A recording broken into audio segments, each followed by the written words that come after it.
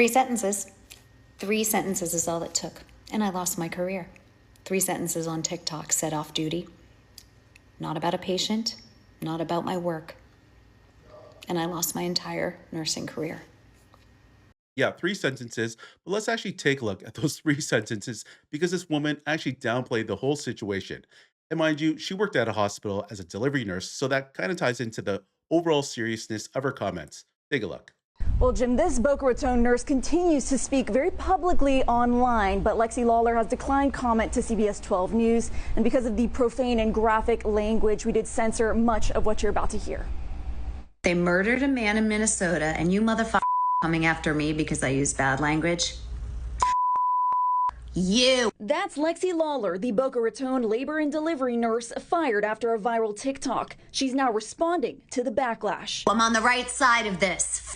You. Lawler lost her job at Baptist Health Boca Raton Regional Hospital after posting graphic comments about pregnant White House Press Secretary Caroline Leavitt. I hope that you rip from bow to stern and never normally again, you.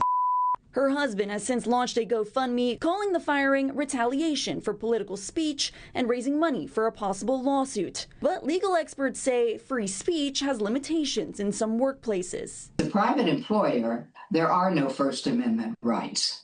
Okay, so yeah, you can tell this woman clearly was downplaying the overall seriousness of her comments when she told White House Press Secretary Caroline Leavitt that she wished she had a fourth-degree tear. And, following her comments, she received a ton of backlash, and the hospital she worked at fired her. And then shortly after, the state of Florida suspended her nursing license. And now she's trying to use the proceeds from the GoFundMe. I think she raised $32,000 or $35,000 and is trying to, fight back and say that, her comments should be protected under free speech. You see, the First Amendment, it exists for a reason. Uncomfortable speech. Not polite speech, not safe speech, but uncomfortable speech. Because the second you start punishing people for uncomfortable speech, freedom of speech doesn't exist anymore.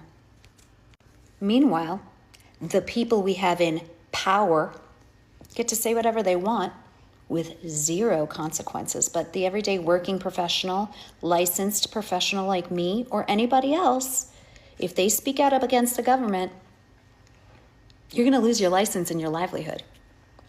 As a nurse in the state of Florida, I said something against the government and lost my nursing license. Yet the President of the United States gets to say whatever the fuck he wants and the disgusting things he said yesterday and still gets to be the president. Two-tiered system, much people? I've been seeing a lot of videos being made about me, so let's clear up a couple of things. I've been a nurse for almost 12 years. I have never had a formal complaint against me, and I have taken care of women of every race, belief system, age group, religion, anything.